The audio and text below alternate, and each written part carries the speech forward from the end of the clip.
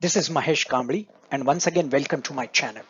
Before we start, I want to ensure that you have watched the how to use tool video. If not, please watch it first. I will not be spending time in how to navigate through workbook or how to see and use question bank, how to track practice, how to track progress, how to get solved your own dynamic sum by computer, etc. So please log out from this and then watch that video first and then come back to this video. Note Today's concept is part of 10th standard SSC board, that is Maharashtra State Board, in both English and Marathi medium. Also, it is in 9th ICSE board English medium. So let us get back to learning today's concept. Today's concept is statistics, mean, median, mode, and pie charts.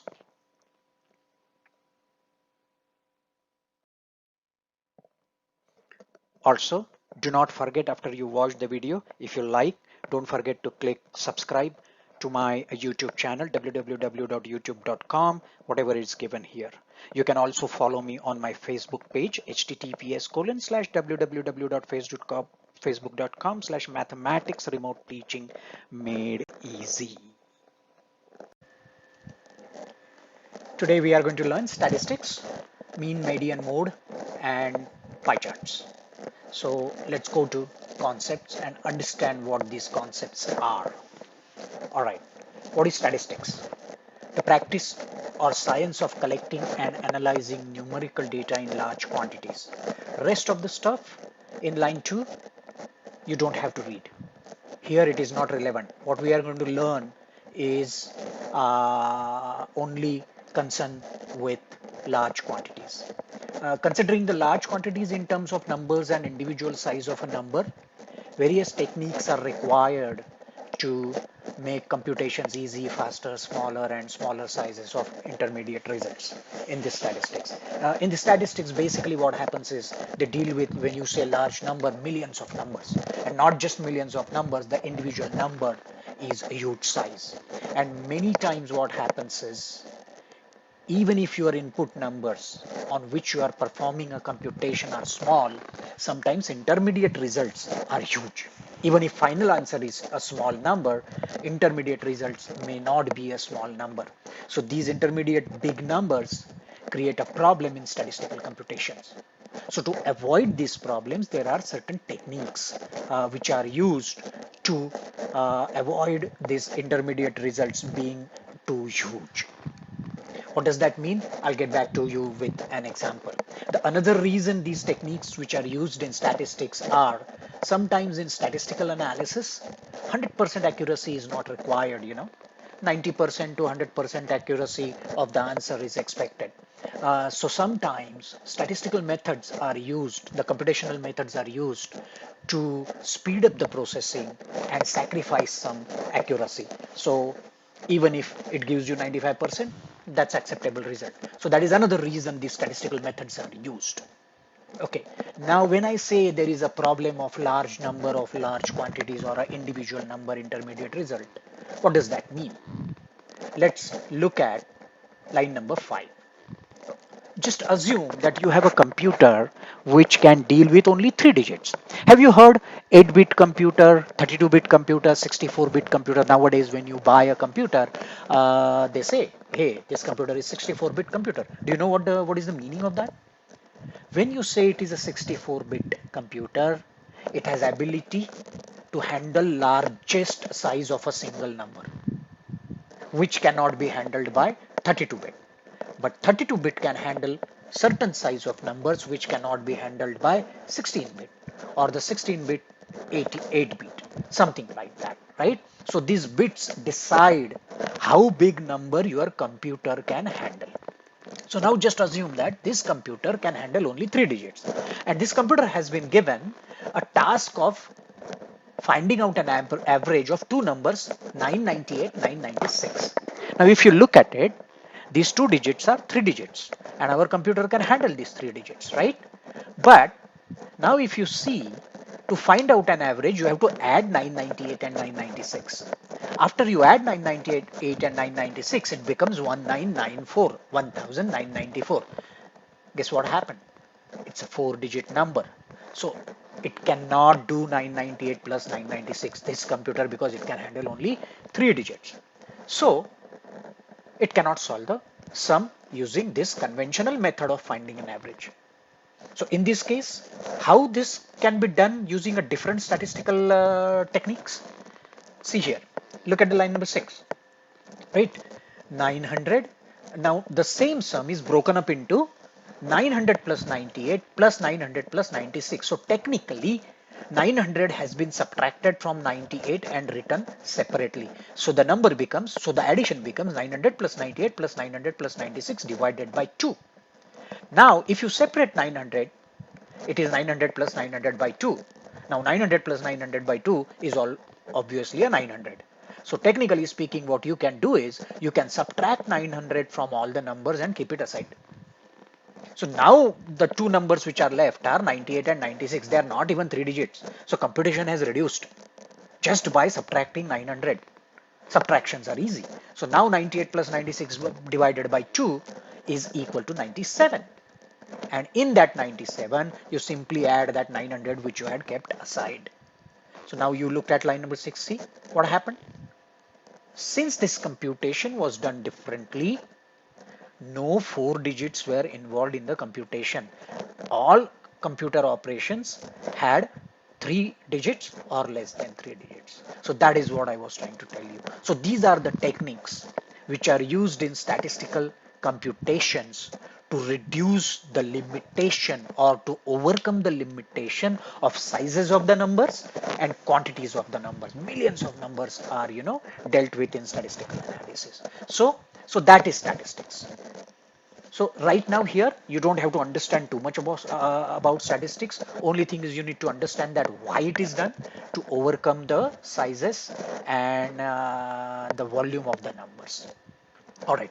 As far as today's concept is concerned, there we are going to learn mean, median and mode. Now mean, median, mode are three kinds of averages, and these are very commonly used averages in statistical computations. What is mean? The mean is the average, right? You're used to it. What do? You add all the numbers, take their sum and divide that sum by how many numbers are there. So if there are 10 numbers, then you add all the 10 numbers and divide them by 10. That gives you mean, right? Okay, now that is a straightforward mean. But today we are going to learn there are 3 different methods of mean. Which are those 3 different methods? I'll get back to you. Okay. Afterwards, now there is second one which is called median. Now if you have 10 numbers and if you arrange those 10 numbers in ascending order,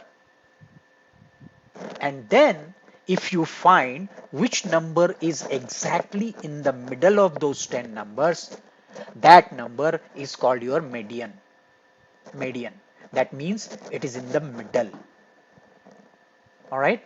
But in these kind of median computation, the biggest problem is if there are millions of numbers or too many numbers, then those numbers cannot be sorted and arranged in ascending order. There is a practical limitation on sorting these numbers. So that's another problem where different techniques are used because you cannot do sorting of so many numbers. And I'll get back to that. In such case, what happens is all these large numbers, instead of sorting all the numbers, they are grouped into sorted groups. For example, if you are number 1 to 100, then they are say grouped into 1 to 10 is your first group. So all numbers which are between 1 and 10, they are stuffed into 1 to 10 class or 1 to 10 group.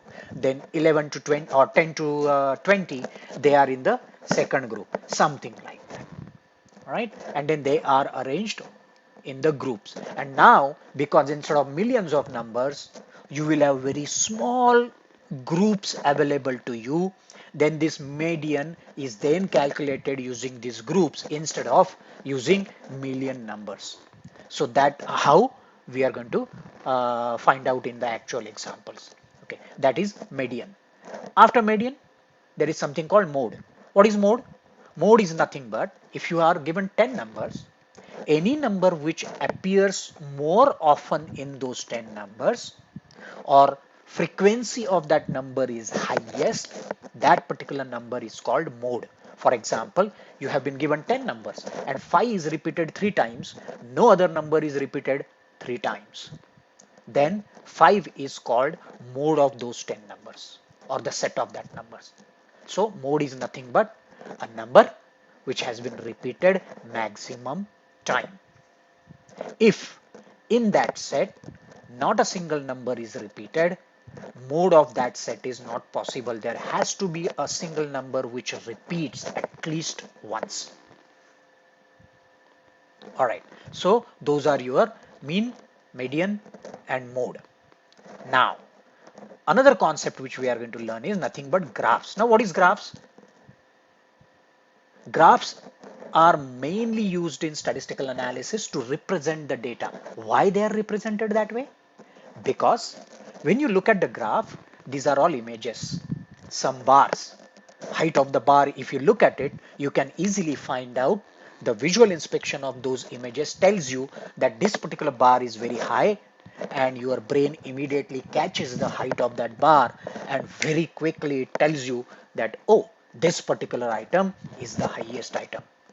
But you have to look at all the 10 numbers, then brain has to process those numbers. It has to compare those numbers. Which one is greater? 10 is greater than 20, or 20 is greater than 10, or 10 is greater than 20, right? So all that computation which is needed to look at the numbers is avoided, and visual inspection gives you result very fast to identify which number is bigger, or which number is mode, or which number is median, right? So that is the reason graphs are drawn. But as far as this particular syllabus is concerned of 10th grade SSC, in this particular section today, we are only going to talk about something called pie chart. Pie chart is actually a representation of numbers in the form of circle or inside the circle. What does that mean? Every number is represented by a pie of a circle. Pie is nothing but a section of a circle. So depending upon what is the size of that number, a certain size of pie of circle is occupied, and the graph is drawn. It is color coded, and then you can see inside the circle that particular item how much space it has occupied. Again here, visual observation of these pies. If pie is bigger, brain immediately catches it and says that, oh, this pie is bigger, so this particular number is bigger. Now, what is pie chart? In pie chart, it is all game of ratios and proportions of degrees and percentages. What does that mean? If you look at line number 17, you know, right, in geometry, you must have seen what is the total size of a circle in terms of degrees or in terms of angle. A circle has always 360 degree. So the entire data, all the total data can be represented by 360 degree inside that circle. Okay, in terms of percentage, how do we say all total amount? Don't you say, hey, give me 100%. What does that mean? Give me everything what you have. So total amount is represented by 100%. And same way, if there are 100 apples, then you can say that total amount of apple is 100. So these are the three parameters: degree, percentage, and total amount. These are very important parameters in pie chart and relationship between them. And then you have to find them based on what is given. You have to find out another parameter using ratios and proportion. So here I'm going to do some little bit of revision of ratios. You must have studied these ratios in 7th 8th grade, but let's revise it. Now, just now what I said, total degrees and total percentage. Circle has total degree, how many? 360. So total percentage is 100. So you can say 360 is equivalent of 100. So 360 degree is to 100%. 360 degree is equivalent of 100%. So the whole 360 degree is whole 100%. Same way you can say total amount. Suppose we have 999 apples, total apples distributed among 10 students, then you can say total is 999. So now 999 is to 100%, because total 999 is equivalent to total percent, which is 100. Same way, total amount 999 is equivalent of 360, or you can say 999 is to 360. All right. Now let's take one example. You have been told to find out 30% of total degrees. Now how many total degrees we have? We have 360 degrees, right? So in ratio proportion, how do you calculate this? Technically speaking, what you do is 360 into 30 upon 100. But to remember how to calculate ratios, pay attention to this image of cross product. All right. Now here in line number 23, what we are saying is 360 degree is to 100 degree. So if D is given, or if it is not given, if D is a variable for degree, that D is equivalent to 30 degree. So what we are saying is, if percentage is 30 degree, it is equivalent of how many degrees, that is D. So what we have written here is 360 is to 100%, D is to 30%. So now how do you find out D? Look at the cross product. D into 100 is equal to 360 into 30. See here, 360 into P is equal to D into 100. In this case, P is given, D is not given. That is the reason 360 into 30 is equal to D into 100. So here D into 100 is equal to 360 into 30. So that is the reason D is equal to 360 into 30 divided by 100, which is equal to 108. So 30% of 360 is 108 degrees. So this is the way you calculate. So for any individual item, if 30% is given and you need to find out how much it is in terms of D, this is the way you calculate. Okay, now let's take a next example. 360 is equivalent of total apples, total amount. Remember I said, because 360 is a total size of the circle. So 360 is equal to total amount. 360 is to total amount. Then D is to 2000. Now 2000 is one amount of an individual item. So if 360 is to total amount, then D is to 2000. So how do you find out how much is D? Same way, cross product. D into total amount is equal to 360 into 2000. So D is equal to 360 into 2000 divided by total amount. There is a error here. It should be 2000. Okay. So D is equal to 360 into 2000 divided by total amount. So if total amount is given and individual items amount is given 2000, then you can easily find out how many degrees it will occupy in that circle, or what will be the pie size, which is this D degree. Okay. All right. Then you have next example. Now instead of D, you want to find out percentage. So 2000 represents how many percentage? So now 100 is to total amount, P is to 2000. So 2000 is how much percent? That is what is the question, because you want to draw a pie chart based on percentage. So here what it has done, P into total amount is equal to 100 into 2000. Therefore P is equal to 100 into 2000 upon total amount. So if total amount is given, you can find out what is P percent for equivalent amount, which is 2000. And this is what you have to remember. This is very easy to remember how to compute. Once you understand how to compute D, P and individual amount, then you can easily draw those pie charts. Okay. All right. So pay attention to this, and later on when you move on to the main statistics tab, just revise all this. Now let's go to statistics tab.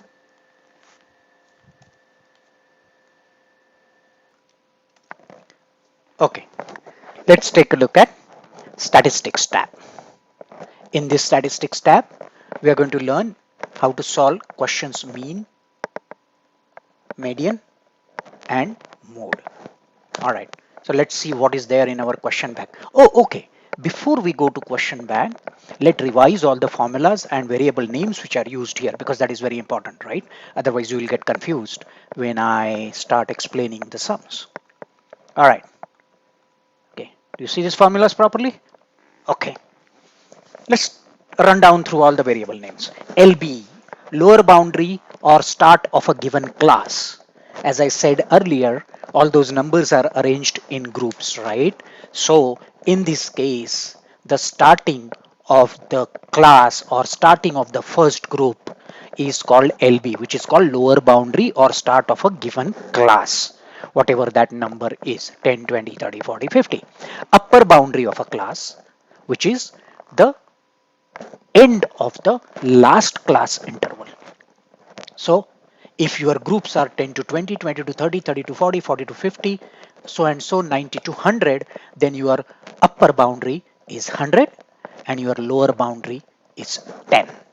Class width, in this case 10 to 20, so 20 minus 10 is 10. So class width is nothing but the difference between lower boundary and upper boundary. So that is your class width. Okay, CIS, class interval. As I said, every class will have multiple class interval. In this case, 10 to 20 is our first class interval. 20 to 30 is your second class interval. So CIS is class interval start. And why we need that? We will look into some. CIS is equal to LB, in which case, if it is a first class interval, then starting of that class interval is always lower boundary. CIS is equal to CIE of previous interval of continuous class. Okay, I will later on explain you why continuous class is required, but right now just assume that continuous class means the class in which a starting of a interval is equal to ending of the previous interval. So whenever CIS of a given class interval is equal to previous class intervals end, it is called continuous class. In case of non-continuous class, CIS, the starting of a class interval, is always equal to ending of a previous class plus 1. CIS is equal to CIE plus 1. So CIS has three different values: lower boundary, or CIE, or CIE plus 1. What is CIE? CIE is a class interval end. CIE is always equal to CIS plus class width. CIS is nothing but a start of a class interval. So width is difference of CIE and CIS. Okay. What is XI? Ith class interval mean. What does that mean? Now, remember I said that all the numbers cannot be sorted. That is the reason they are put into one group. So during computation, since that particular group or that class interval has so many numbers, that group is to be represented by average of that group. What does that mean? 10 plus 20. Suppose your class is 10, 10-20, starting boundary is 10, ending boundary is 10, 20, then the average of that class interval is 20 plus 10, 30 divided by 2, which is 15. So Xi is the ith mean of the given class interval. And in some you will see what it is, you won't get confused. So basically X is a mean of a given class interval. So Xi is equal to CIS plus CIE divided by 2. Okay, AM, assumed mean. Remember I showed you an example earlier in concepts, 998 plus 996. 900 we assumed one number and we subtracted. That 900 in that case was assumed mean. Again, don't get confused here. Right now simply understand what is AM. It is called assumed mean. Actual example, you will see what I'm talking about. Okay, then DI. DI is equal to a mean of a given class interval minus assumed mean. Right now just simply look at the formula. Actual sum we will see. H is equal to change of scale. What does that mean? Now why we have done DI, did you notice even before looking at the number? So remember I said you subtract 900 so that way your numbers become small and that 900 can be kept aside. Same thing it has been done. So from mean they have deducted assumed mean and calculated DI. Now sometimes what happens is even this DI after subtracting AM still it is a huge number. So instead of doing xi minus after xi minus am, one more step is taken to reduce that number further. What is that? H is equal to change of scale. That means you can take any arbitrary number as a divider and you can divide that di by that h. So that is ui is equal to di by h. Now what has happened?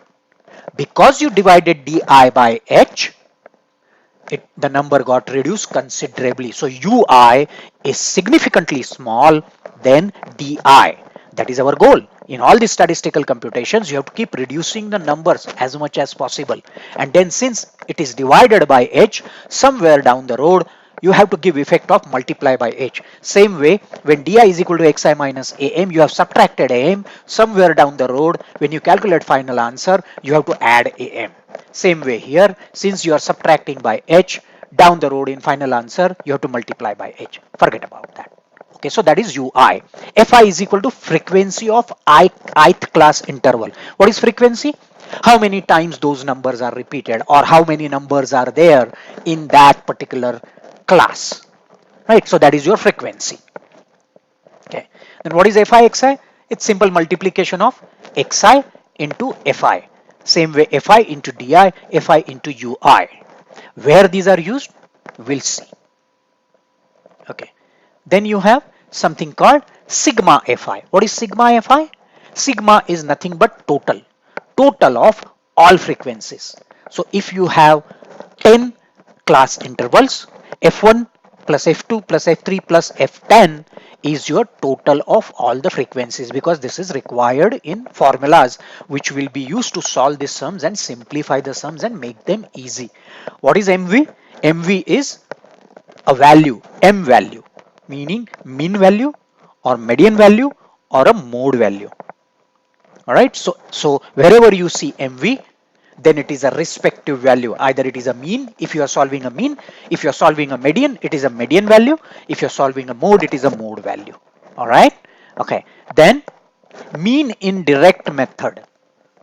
Now here, see, remember we said xi, then we did di, then ui, then ui fi into xi, fi into di, fi into ui. There are three methods to solve the mean.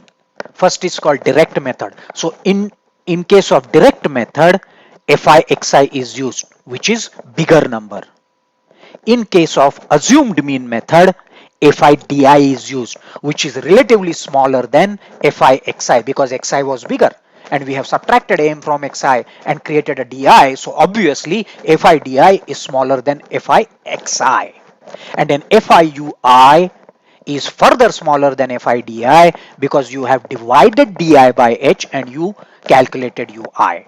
So these are the three methods. First one is called direct method, where fi xi is used. Second one is assumed mean method, where fi di is used. And third one is step deviation method, divided by a given step, fi ui is used. So mean in direct method is sigma of fi xi divided by sigma of fi, sum of all fi xi's of all the class intervals. Then mean in assumed mean method is equal to am plus sigma of fi di divided by sigma fi. Remember we said am you kept it aside, so when you calculate final answer, because am was subtracted, in final answer you are simply adding that am. So this is the way you have reduced the computation of actual averages. And then mean in step deviation method, all the spellings are wrong here. Mean in step deviation method is equal to am plus sigma fi ui divided by sigma fi into h. Now did you see the effect? Because we have divided h earlier, we multiplied by h, and even before that we had subtracted am, so am is added. So the final mean is am plus sigma fi ui divided by sigma fi into h. So that is your formula of mean. Okay, now let's go to formulas of median. Now what is median? Madhya, right? Or the middle number. Okay, median is, in case of median, you have to find out a median class first. Which is that median class? Which is in the middle? Once you find that median class, L, like earlier, LB was lower boundary of the entire class. Here L is the lower boundary of the median or mode class interval. Whichever class you have chosen based on the category or based on the parameters which it has satisfied, that particular class lower boundary. What is CF? CF is cumulative frequency just above the median class interval. What is cumulative frequency? Cumulative frequency is you keep adding frequencies. Now if first class interval has frequency 10, then cumulative frequency is 10. If second class has frequency 5, then second class cumulative frequency is 10 plus 5, which is equal to 15. Then you go to third class whose frequency is 10, then you can say 15 plus 10, 25. So that is called cumulative frequency. So in case of median sums, CF is a cumulative frequency just above median class interval. So any interval which is above median class, that class is cumulative frequency, that is CF. Okay, F is equal to frequency of median class, that is frequency greater than sigma Fi by 2. So in case of median class, how you choose median class? Any class whose frequency is greater than sigma of Fi by 2, that is half of total frequencies. The class which immediately next to lowest value of the frequencies and greater than sigma Fi by 2 is your median class. Okay, so now using this LCF and F, how median is calculated? Median is equal to L plus sigma Fi by 2, that is half of total frequency, minus CF, which is cumulative frequency of the class above median class, into CW, which is a class width, difference between lower boundary and upper boundary, divided by frequency of given median class. So this is the formula. It is pretty easy to remember. So just pay attention to this LCFF properly. It's not hard to understand.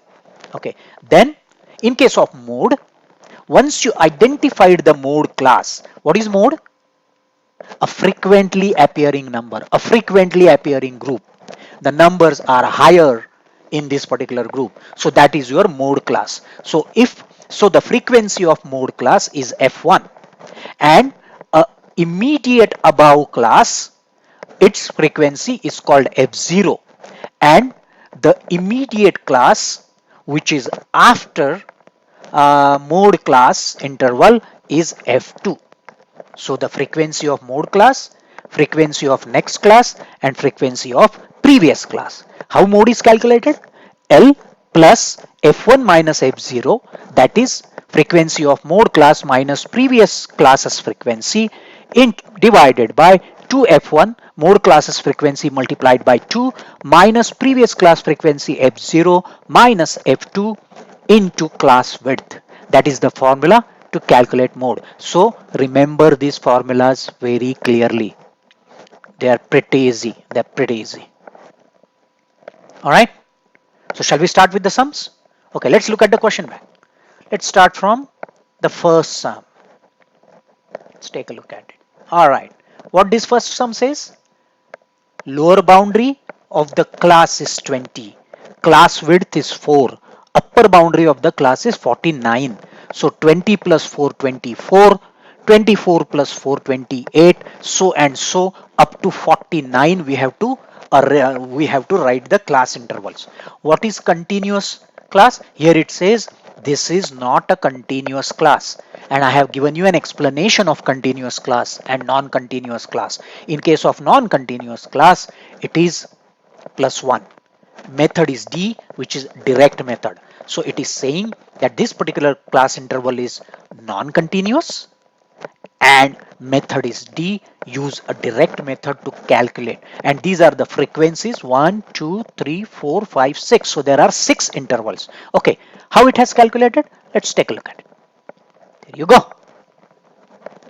20 to 24. Class width is 4. So 20 to 24 it has written. So first thing which you have to write down is you write down a class interval.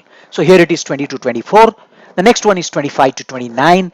The next, since it is not continuous, it is not matching. See, end of the previous class is 24 and here it is 24 plus 1, 25, because it is non-continuous class. So 25 to 29, 30 to 34, 35 to 39, 40 to 44, 45 to 49. 6 class intervals are calculated. And then what did we say? You have to take a mean of a given class. So here lower boundary is 20, upper boundary is 24. 20 plus 24 divided by 2 is equal to 22. So mean of this is 22, mean of this is 27. 29 plus 25 divided by 2 is 27. 32, 37, 42. So these are means xi, x1, x2, x3, da da da da da. And since it is a direct method, no di is calculated, no ui is calculated, because xi will be considered to do the computation. Okay, what are the frequencies? 2, 10, 15, 20, 28, 5. See here? Okay, so here we have arranged. The first frequency is 2, 20, 24 frequency is 2, 25, 29 frequency is 10, and so on. So these are the frequencies. Now this frequency multiplied by xi, fi xi is 44. 22 into 2, 44. 27 into 10, 270. So fi xi is 270. Fantastic. Our table is built. Now how do you calculate mean? Come down. What is the total of all the FIs? Total of all the FIs is 100. 25 plus 28 plus 2, 30, 40, 55, 75 plus 25, 100. Perfect. So sigma Fi is equal to 100. And sigma of Fi xi is 3885. So what is your mean value now? Mean value is equal to Fi xi divided by Fi. MV is equal to 38.85. You got the mean. Now this 38.85 lies in this class. So that's your average. That's your mean. This is direct method. Okay. All right. Now let's take a second example. What I have done is a same example I have used and use all the three methods, so you will understand exact difference between three methods. So let's take this example. Same way, but in this case it says it is a continuous class. Lower boundary is 600, CW is 200, and upper boundary is 1600. So what it has done? Okay, here it is. Mean is equal to 600 lower boundary. Okay, so CI 600 to 800. Mean is 700, and since this is continuous class, 800, the second guy starting is 800, 800 to 1000. So xi, same way frequencies are given, total of frequency, total of all the methods, fi xi. So here your answer is mean value is 1108. But what you need to look at it is, look at the fi xi. Fi xi is bigger. There are 5 digits in it. Pay attention to this.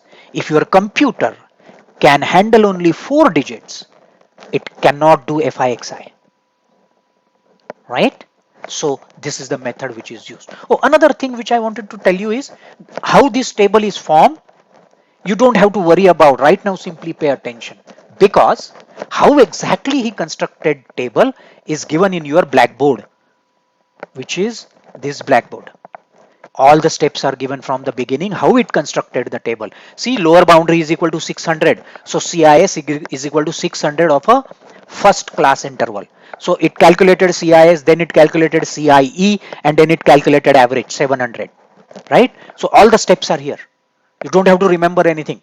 This is what you have to follow. First step, second step, third step. Now let's keep going down. So there are how many? 1, 2, 3, 4, 5. So 5 class intervals it has calculated, and 5 class means it has calculated. So keep going down, keep going down, keep going down. All 5 are done. Once that is done, then it has done xi into fi. 700 into 8, 900 into 2, da da da da da. And then it populated that last column xi fi.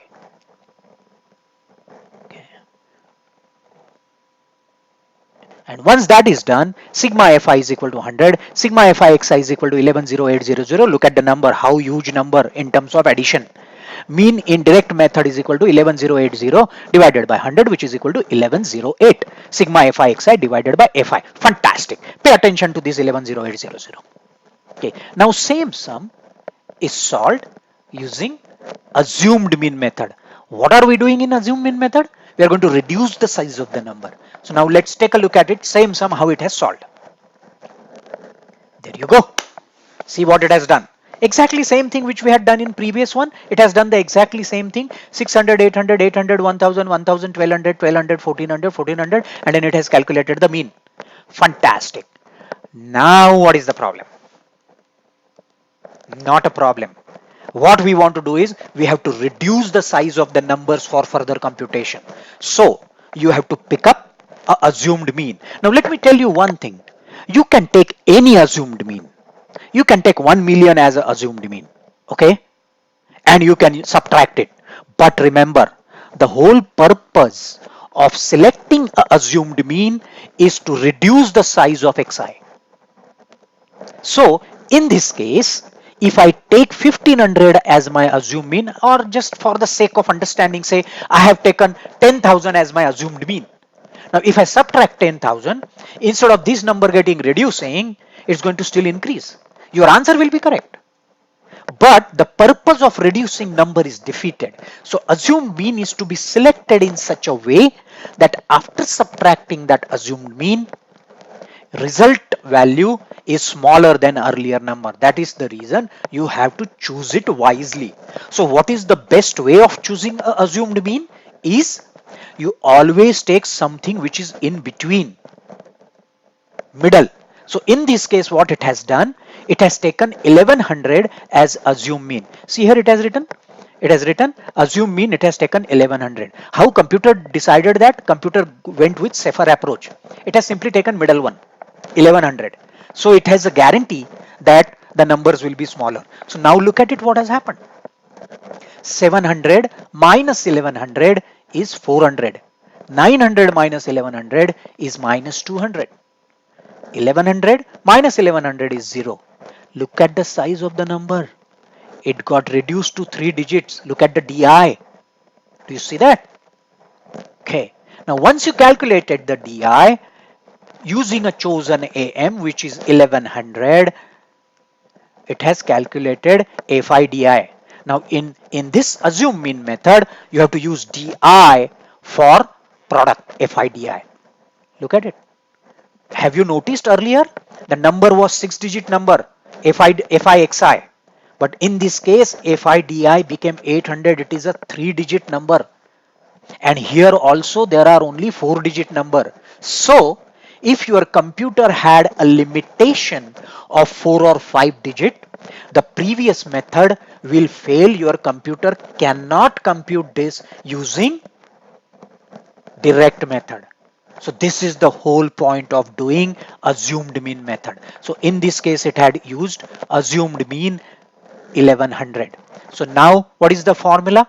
Same way, FIDI 800 divided by FI100 plus assumed mean. So in this case 800 divided by 100 is 8, and in that 8 this AM was added.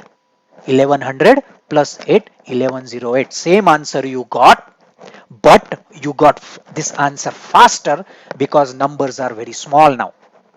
Are you getting my point? Why these methods are used? The whole purpose is reduce the sizes of the number, reduce the computation, make it faster. The smaller the number, lesser the numbers, computation is faster. So that is the reason this assume mean method is used in statistical computations. Hope you understood. And same way, don't worry about how this AMs and all calculated. All those steps are on the blackboard. Here are your steps. All classes are calculated, then it calculated, then it has chosen AM as 1100. It shows that it has picked up from the middle of the means. Then it has calculated DI 700 minus 1100. Then it calculated DI into FI. Then sigma of FI 100, sigma of FI DI 800. AM is equal to 1100. Final answer is 1108. So look at the blackboard. All right. Okay. So that is your assumed mean method. Now very same sum we have solved using step deviation method, S.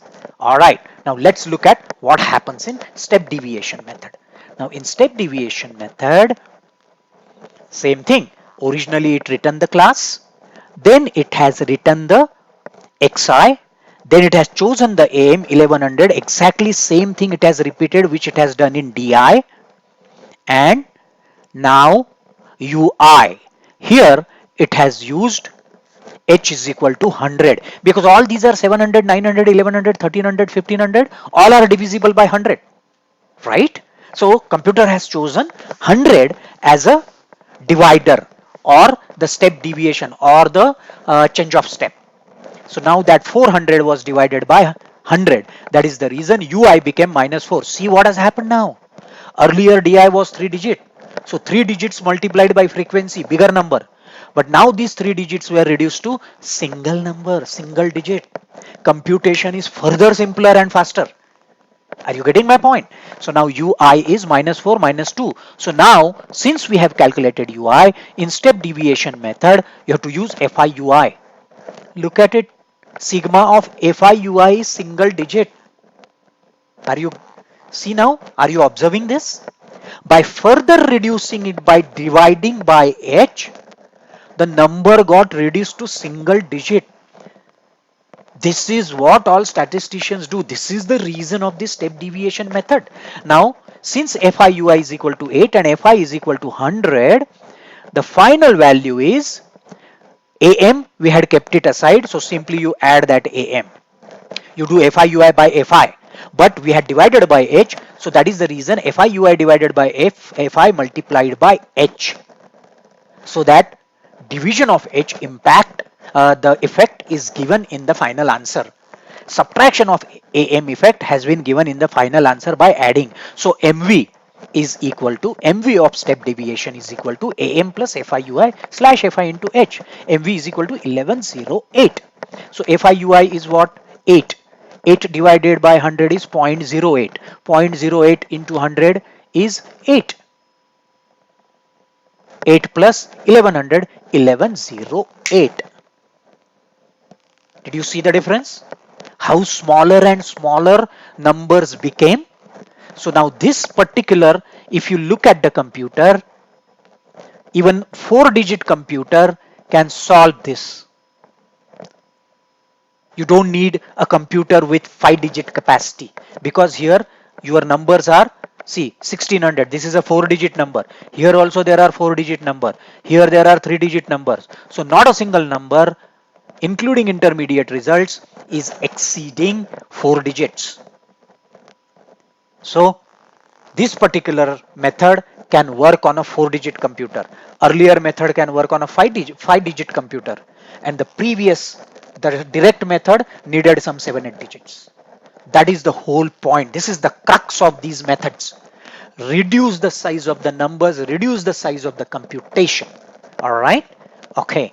So this is what is mean. I don't think you have to look at any other sums, but just for academic interest, let's take a look at one more example. What is this? Okay, it is a non-continuous class. These are the frequencies. Da da da da da. Same way, class is calculated, mean is calculated. Since it is a steep deviation method, here DI is 12, here 49.5 was assumed as a assumed mean. This is reduced, then H, how much H it has taken? Oh, it has taken H1 because these are all decimals. That's the reason it said, okay, you know what, leave it. I will just divide it by H because once it becomes, what you call it, decimals, life becomes difficult. So here it has chosen H as 1. Same way it has solved. So that's your mean. All right. Let's take a break now before we look at modes and medians. Since today is 4th of July, um, it's actually Independence Day of United States of America. And luckily I am presenting this sheet to you uh, on this day. So I thought, during our teaching break, we can take a look at some information about America. So watch the presentation and see if you get some information.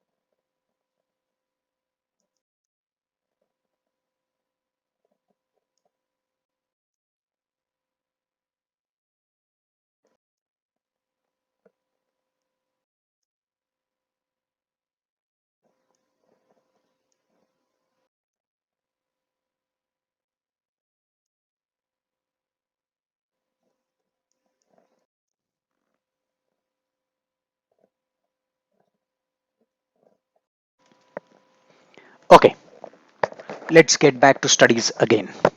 Let's learn statistics. Okay, I think we have seen before break up to mean, right? Now let's take a look at median and mode. Let's take a look at median sum. Okay, here it is. So what is the meaning of median? I explained you earlier. Median is mid. If all the numbers are arranged in ascending order, that means they are sorted.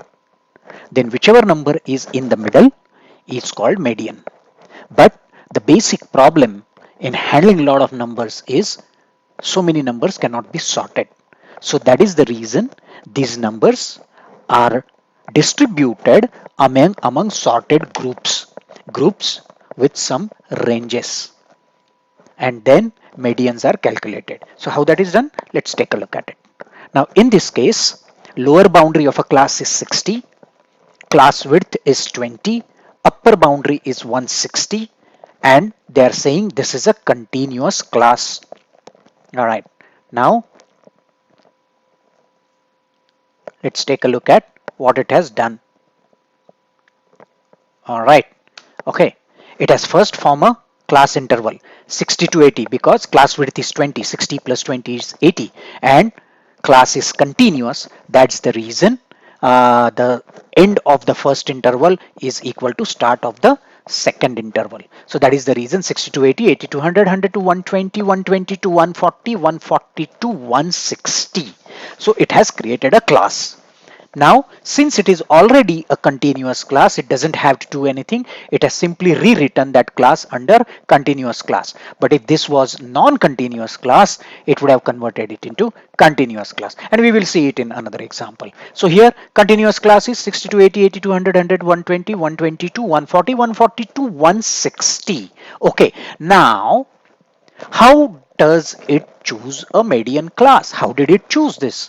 Now, if you look at it, the total of all the frequencies is 96. See here? Okay. 96 divided by 2 is equal to 48. So now if you look at the cumulative frequency, 14 is less than 48, 34 is less than 48, 58 is greater than 48. So as soon as it finds a cumulative frequency of a given interval is greater than fi by 2, that particular class is considered as median class interval. So in this case, median class interval is 100 to 120. All right, and a cumulative frequency of the class above is picked up, which is 34. Do you see this? 34. And the frequency of median class is 58, which is greater than 48. So that is the reason it has chosen median class. Now what is the formula? Okay, now class width is 20. We know that, based on that we constructed it. Then L is equal to 100. The median class lower boundary is 100, since this class is 100, 120. So L is equal to 100. Now frequency of median class is 24. So that is the reason F is equal to 24. Cumulative frequency of an interval which is just above the median class is 34. Pay attention to this. Is 34. So CF is equal to 34. Now what is the formula? Median is equal to L, which is 100,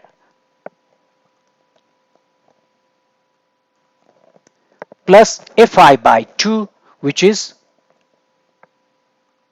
48, minus CF, which is 34, into class width divided by F. Class width is 20 and F is 24. Answer is 111.666. Pretty simple. There is nothing much to explain here, and there are no multiple methods. So key here is find out the cumulative frequency which is just immediately greater than Fi by 2. Choose that as a median class. A class above that, take a cumulative frequency of that class as CF and fill these values and solve the sum. Now let's take a look at Blackboard. Don't have to worry because everything whatever it has done is shown here. Okay, CIS is equal to 60, CIE is equal to 60 plus 20 is equal to 80. So it has first constructed the classes. Okay, after it constructed the class intervals, fi by 2 is equal to 48. It has calculated the half of the sum of the frequency. Then it has chosen median class interval because frequency 58 is greater than 48. That is the reason it has selected median class interval as 100, 120. And then CF is equal to 34, which is the class which is just above that median class. And then it calculated median is equal to L, which is 100. Oh, I have, okay, L, which is 100, then 48, which is half of the sum of frequency, 34. 34 is the cumulative frequency into 20 by 24 is equal to 111.66. Pretty simple. That's it. The only thing which you have to remember is if your class is not continuous, then you have to convert it into continuous class. Now that trick you have to see how a non-continuous class is converted into a continuous class. Now let's take an example of this one. All right. Okay. Here it is 20 and it's, oh no, it is a continuous class.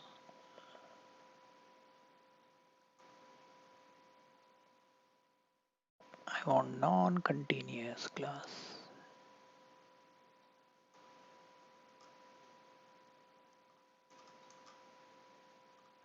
What happened here?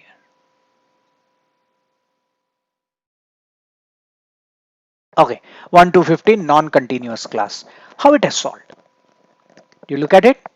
The trick to convert, see now here it is 1 to 3 and the starting of the second interval is 4, which is not same as ending of the previous interval. So how do you make a non-continuous class into a continuous class? Simply by dividing 0.5 from the starting of the class interval, that is CIS. So in this case it is 1.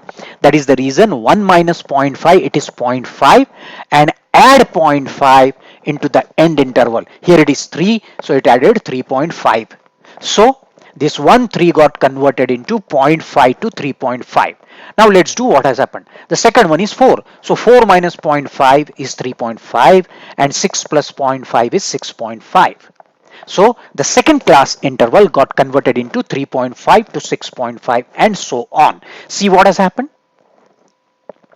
Now it is continuous class. 0.5 to 3.5, 3.5, 3.5, they are same. 3.5 to 6.5, 6.5 to 9.5, 9.5 to 12.5, 12.5 to 15.5. So what I want to say is this is the trick. How do you convert your non-continuous class?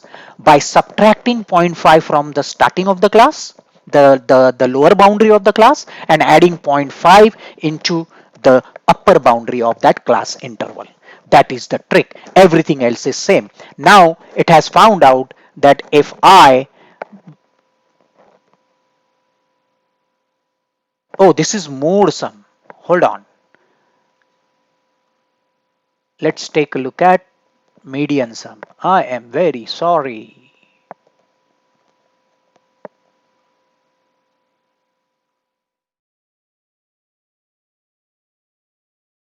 Okay, this is median. I am sorry. Let's take it 6, 1, 19.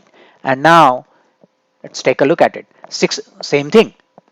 Still same thing is applicable. 6 minus 5, 5.5. 7 plus 0.5, 7.5. It converted all classes into a continuous class interval.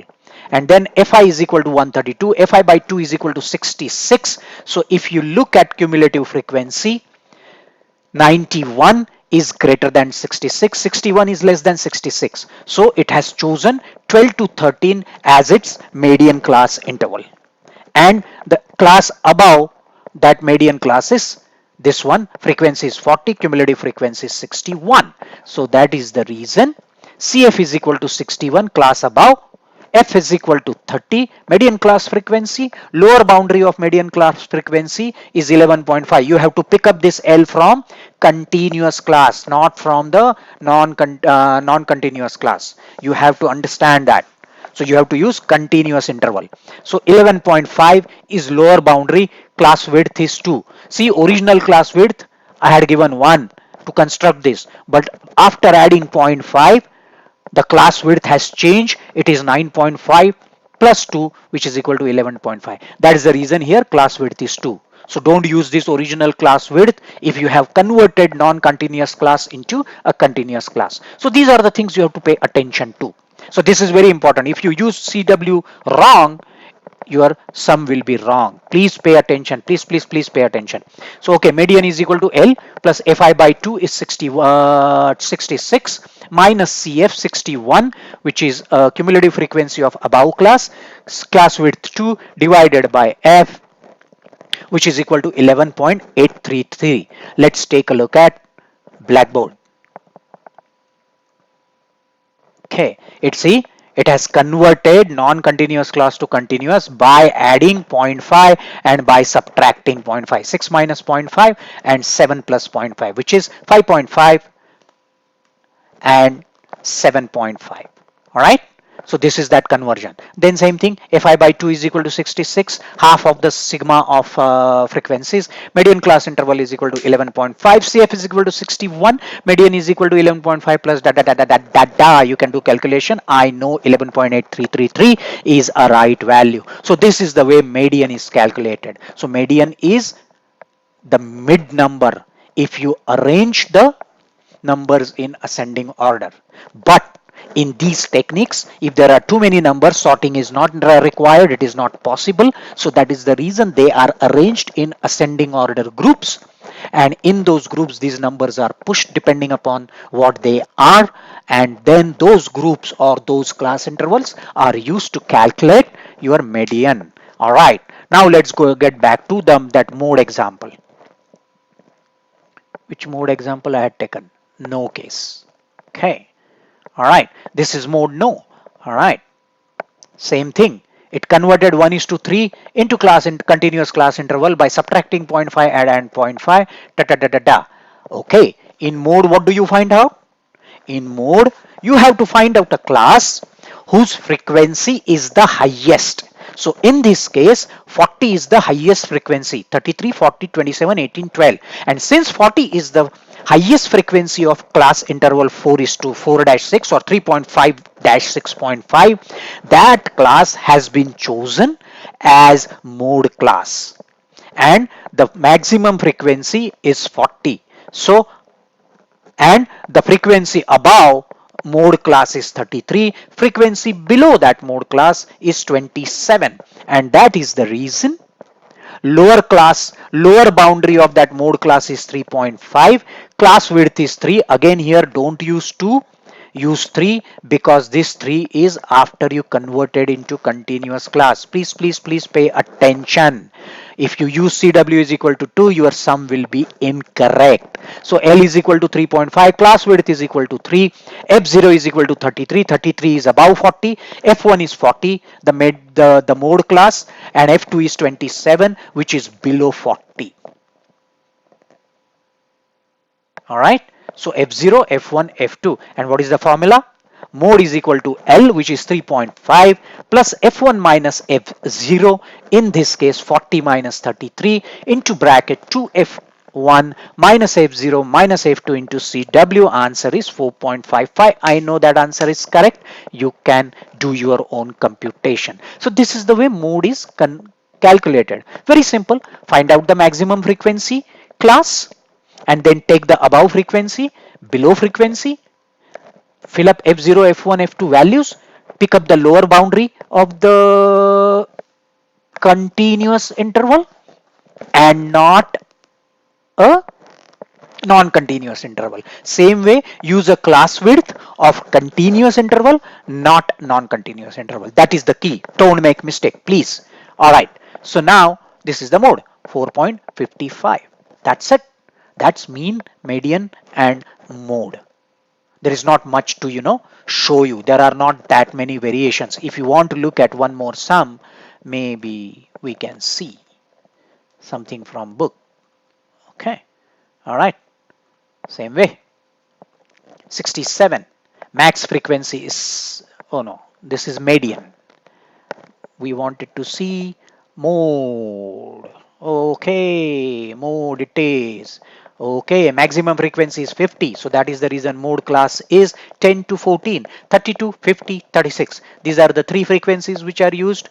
Lower boundary 9.5 is used, and 9.5 plus 5 is 14.5. So class width is 5 and formula is used. You are done. If you want to see how it is done, here it is.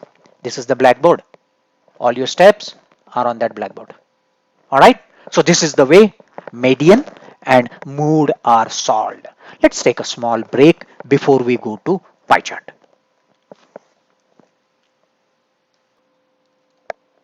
Okay. Let's take a look at pie chart now.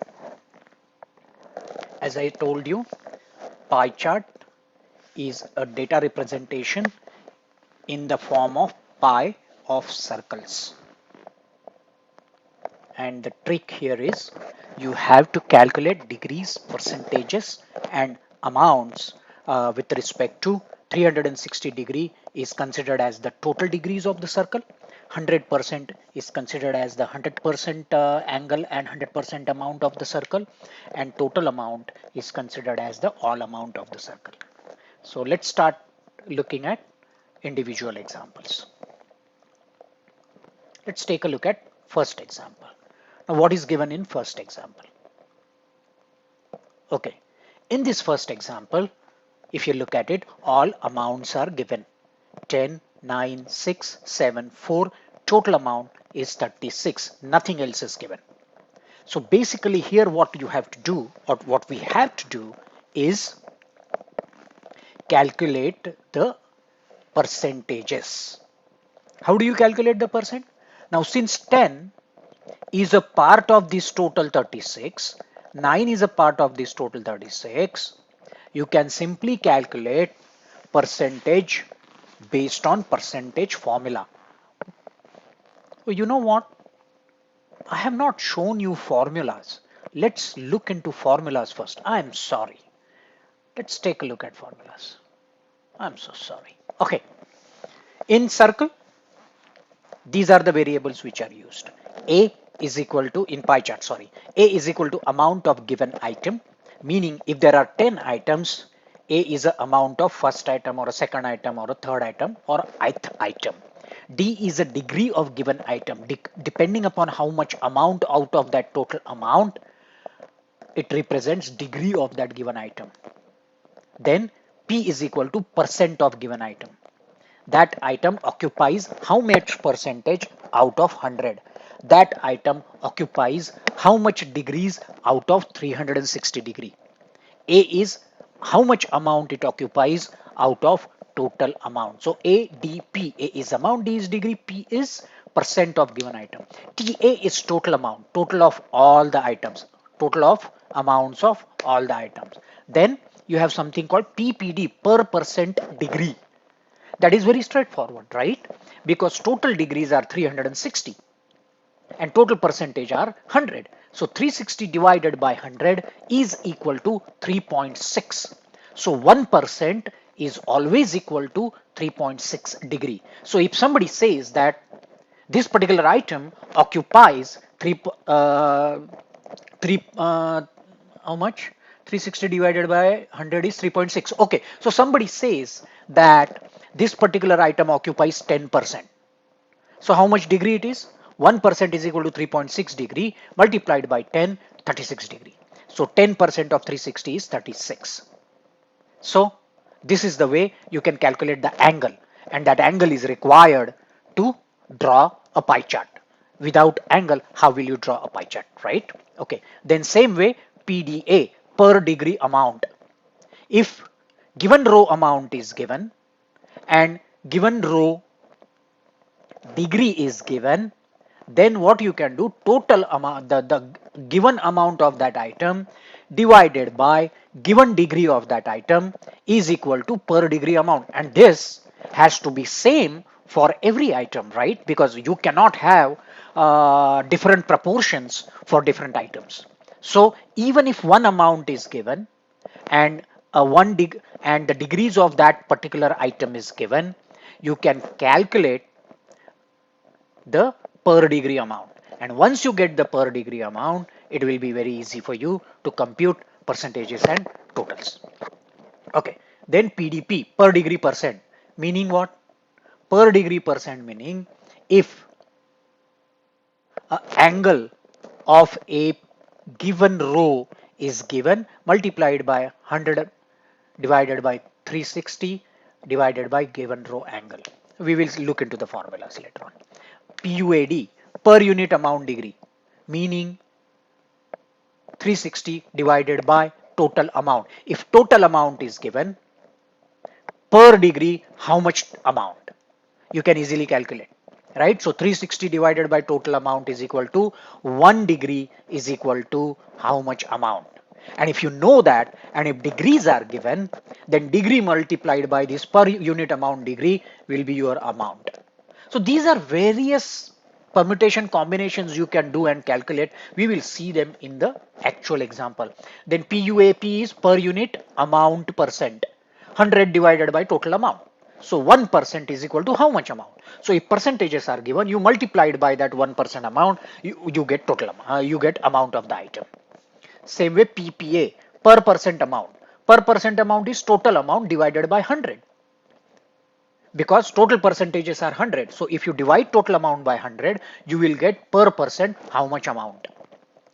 So if percentages are given, then you can multiply this per percent amount with that percentage. You can calculate amount of that item, right?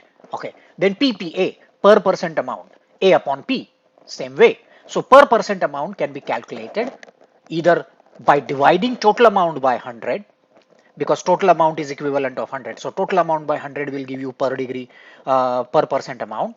Same way, if individual items amount and percentage is given, then amount divided by P will also give you exact same PPA. So depending upon what is given, you can calculate the values, and we will look into the actual examples. Then row percent is equal to amount into per unit amount percent, right? Okay.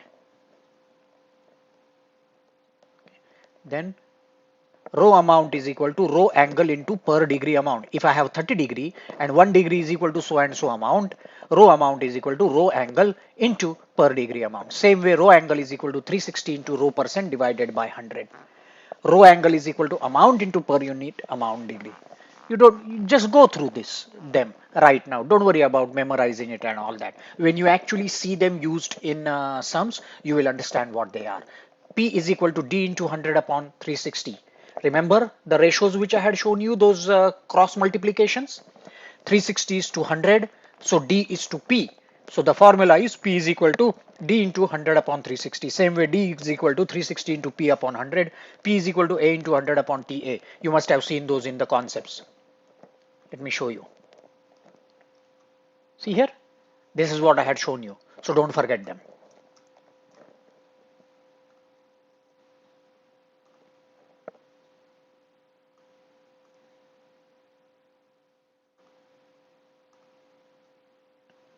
Where are the formulas? Okay, here are the formulas.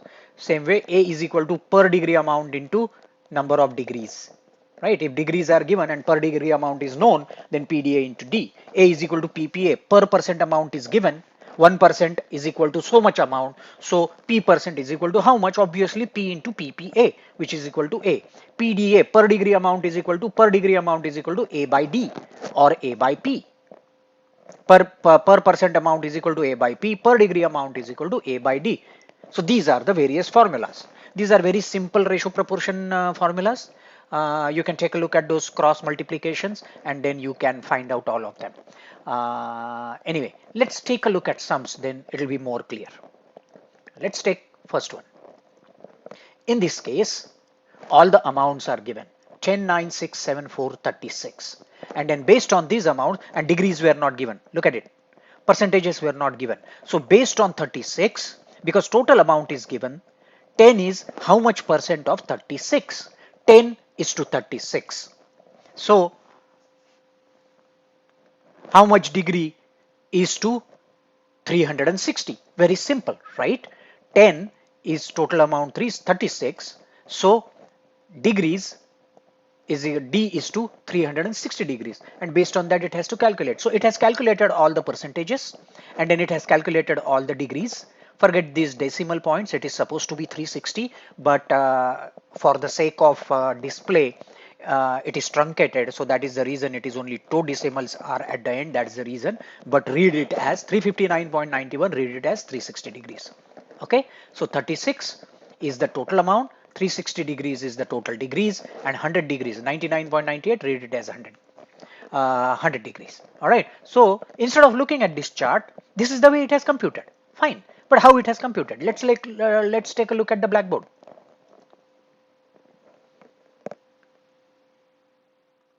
Okay, all right, P is equal to 10 into 100 upon 36.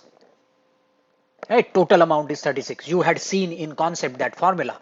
So P is equal to 10 into 100 upon 36, which is equal to 27.77. So first item's percentage for amount 10 is 27.77.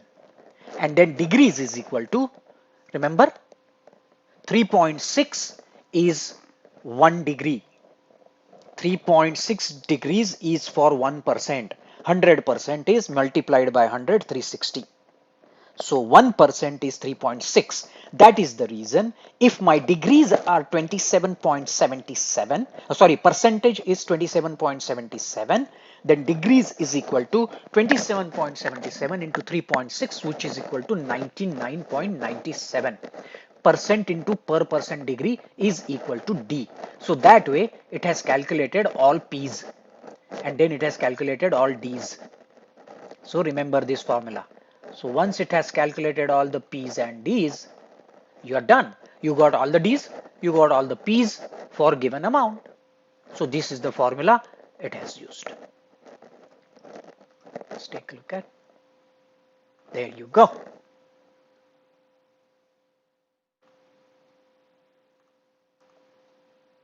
There you go. Amounts were given. All degrees are calculated, 90, 59, 25, 16. See, if you look at it now, 9 fours are 36. So it is 1/4. So 9 is at 25%. See, it has calculated 25%. Right? Okay. So this is the way it has calculated all of them. And once it calculated the degrees, how do you draw a pie chart? You draw a pie chart like this. See, here we have written percentage, here we have written degrees.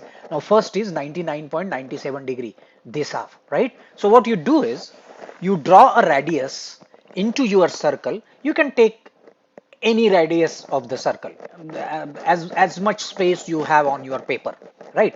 Once you draw that, you just draw one radius. And using that radius, now in this case, this radius, you calculate 99.97 degrees. See, 90 degrees perpendicular, so somewhere here. So this is perfect, 99.97 degrees. So from here, you calculate 99.97 degrees. So that is your first pie, which represents item 1.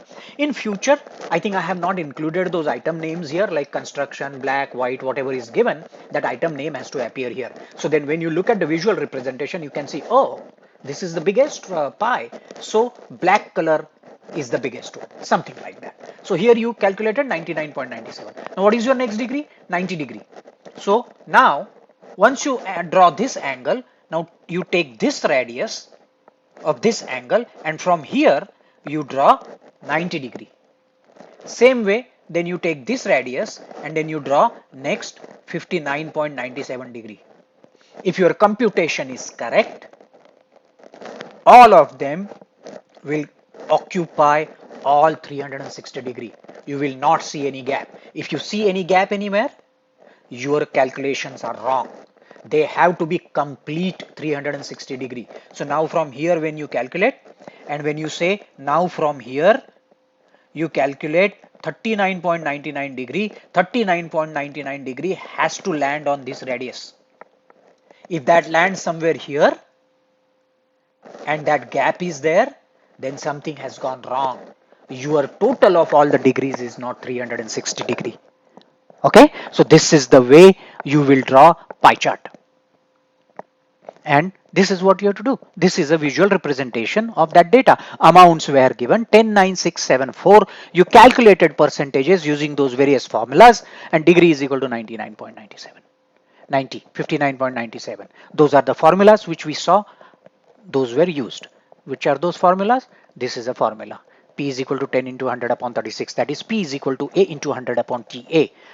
Don't forget that cross, which I had shown you in the concept. All right. So these are the formulas. Okay. Now here all the amounts were given. Now let's take a look at second example. What is our second example? Okay. In earlier example, all amounts were given. In second example, all degrees are given. Their total is 360 degree, but amount is not given, percentage is not given. But amount you cannot do, because amount could be anything, right? It could be total amount could be 1 million, total amount could be 2 million, but total percentage cannot be more than 100. So if all the degrees are given, you can easily calculate percentages. 1% is equal to 3.6 degrees, which we had calculated. 360 divided by 100, right? So 138 divided by 3.6 is your percentage.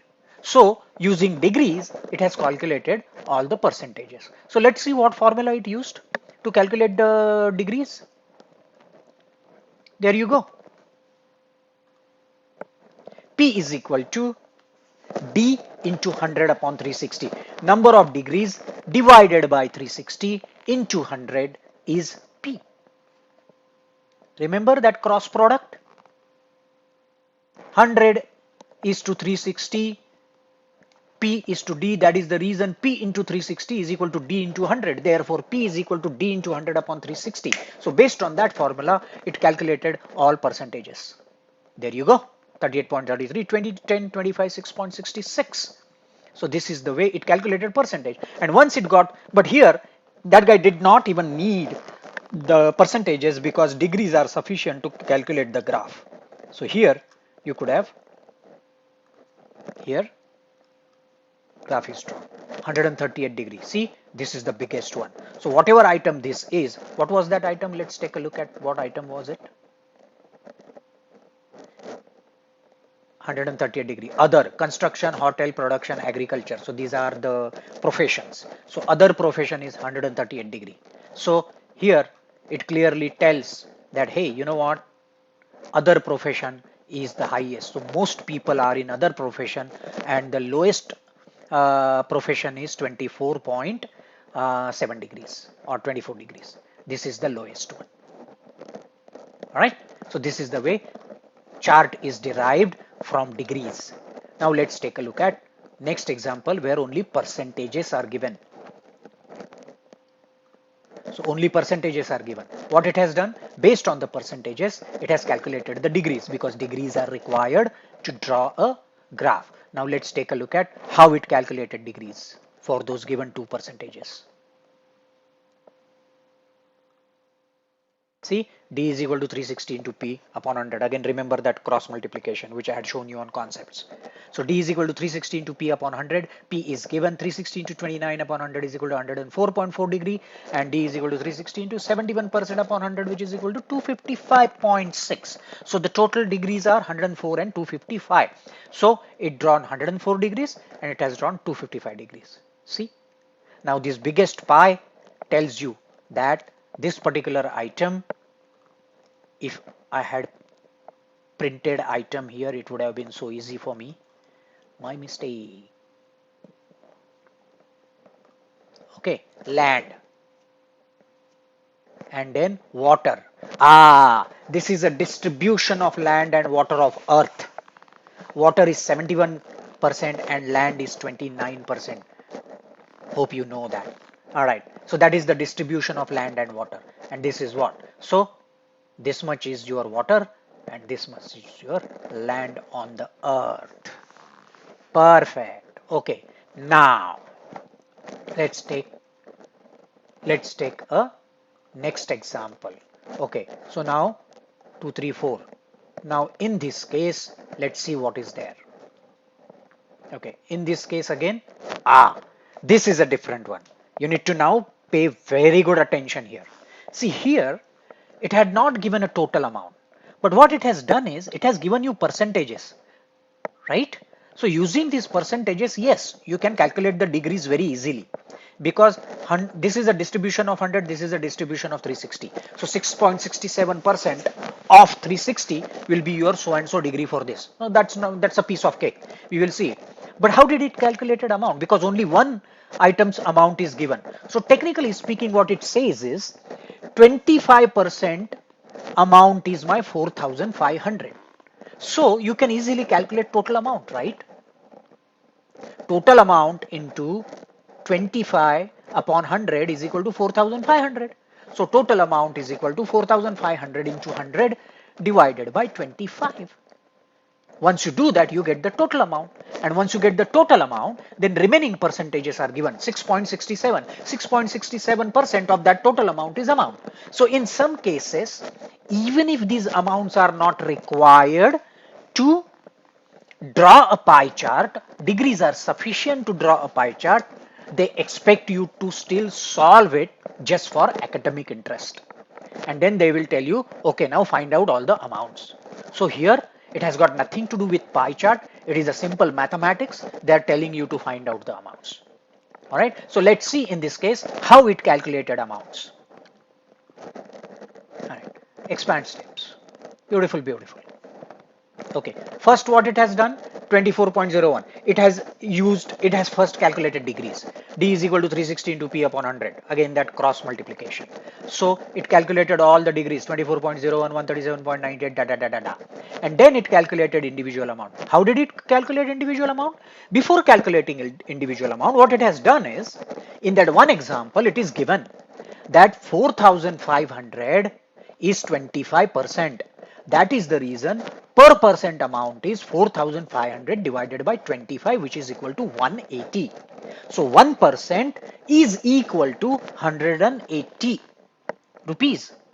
So if they have given I am 50%, then 50 into 180 is the amount. Very simple. That's the way it has calculated. So per percent amount is equal to 180 into 6.67%. Per percent amount into P. Same way, 180 into 38.33% is 6,899.4 amount. So it has calculated PDA per degree amount, it has calculated PPA per percent amount, but to find out amount, it has used PPA formula, not the degree formula. If it had used degree formula, then it would have done 90 into that many degrees, which is equal to amount. All right. So these are the formulas. So if you get confused, simply take a look at these steps and look at the formulas. And by doing more and more practice, you will understand how it calculates this different amounts. If percentage is given, how it calculates degree. If degree is given, how it calculates the percentage. If total amount is given, how it calculates the percentage. If only one single amount is given, how it calculates the component or a percent for all the remaining items. So you simply look at this formula. Initially you might find it confusing, but once you digest all these formulas, it is a very straightforward pie chart sum. Okay, once it is calculated, then same thing, all percentages, degree, amounts are obtained. It has drawn a pie chart. All right. Okay. Now let's take a next example. Which one we took just now? 1200. 4,500 was given, right? Okay, what was that sum number? Okay, sum number 5. Now let's take a look at sum number 6. Okay, now how is sum number 6 looking? Okay, yeah, okay. Here see, earlier sum, it had given individual item, but it had not given total item, total amount. It had given amount for individual item and then it has calculated. Here total amount is given and all the degrees are given. So technically speaking, per degree amount is to be calculated. And once you calculate per degree amount, you multiply that amount with these degrees, you get the total amount. Finished. And from these degrees, you can calculate the percentage. 48 is how much percent of 360? That is your percentage. 72 is how much percent of 360? Use that formula, cross multiplication formula. So this is the way you can calculate percent. And then amount is total amount divided by 360 degrees is 1 degree. Very simple. So for 1 degree, so much, so and so amount. So for 48 degrees, how much amount? Or for 100%, it is 10,000. So for 1%, how much? So if it is 13.33%, 13.33% into per percent amount, or number of degrees into per degree amount is total amount of that item. Simple. That is the way. So let's take a look at steps, how it has used. There you go. P is equal to D into 100 upon 360%. It has calculated percent based on the degrees. 48 into 100 upon 360, which is 13%. A is equal to 1000 into 13 into 33 by 100. So 13.33 is a percent. So 13.33% of 10,000 is amount. Finished. So it has used A is equal to TA into P by 100. P percent of TA into P by 100. That formula it used, and it calculated amount. So you got P, you got D, you got A. Everything is calculated here. See, they are very pretty simple. You have to simply understand one, how it calculated. Rest of the items you have to duplicate same thing by taking that ith row. There you go. Okay. Then let's take a next example. In this case, what is given? In this case, amount is also given and total amount is also given, but degrees and percentages are not given. So this is a very straightforward sum. 5 is how much percent of 100? 5% obviously. So 5. 20 is 20% of 100, which is 20%, and 20% of 360 is 72 degrees. Finished. 36 2s are 72. So this is the way it has calculated. Let's take a look at expand steps. There you go. P is equal to 40 into 100 upon 100, which is equal to 40. So 40% of total amount. 40 is 40% of total amount. So P is equal to A into 100 upon TA. So D is equal to P into per percent degree. 1% is 3.6 degrees. We know, we had calculated that, right? 360 divided by 100 is 3.6. So 1% is equal to 3.6. So 40% is equal to how many degrees? 40 into 3.6, which is equal to 144. Done deal.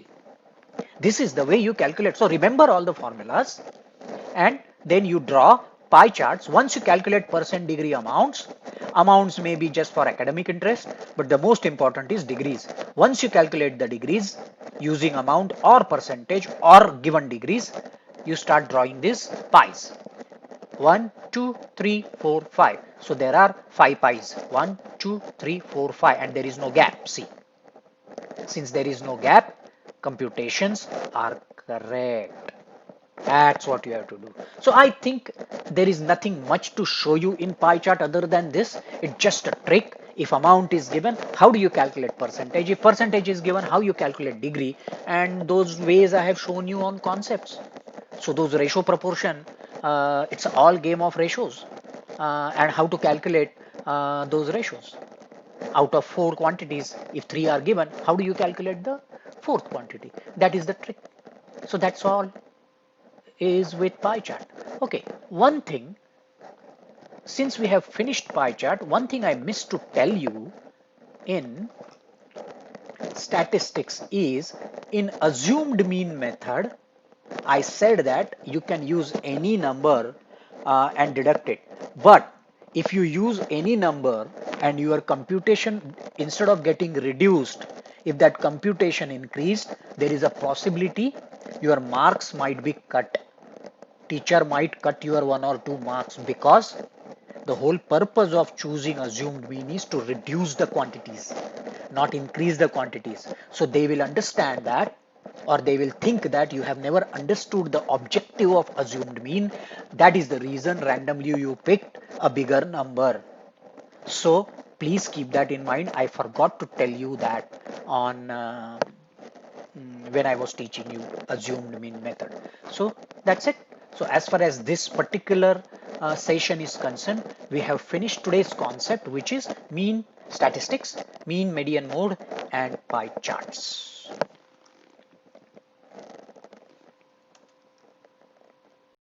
Do you want to track my progress or contact me? Check out my YouTube videos at given URL. You can find out which sheets are coming next and status of all the new sheets and when they will be delivered. Email me at maheshkamli.sir@gmail.com for anything. If you want to download the spreadsheet, contact me at this email address. If you want to give me any suggestions, contact me at that sheet. Don't forget to, if you like the video, don't forget to subscribe it to this channel and press that like button if you like to. You can also follow me on www.facebook.com/mathematics remote teaching made easy. Thank you for listening to me. Hope you enjoyed the demonstration. Stay tuned for the next math concept sheets and the demonstration videos. Bye bye.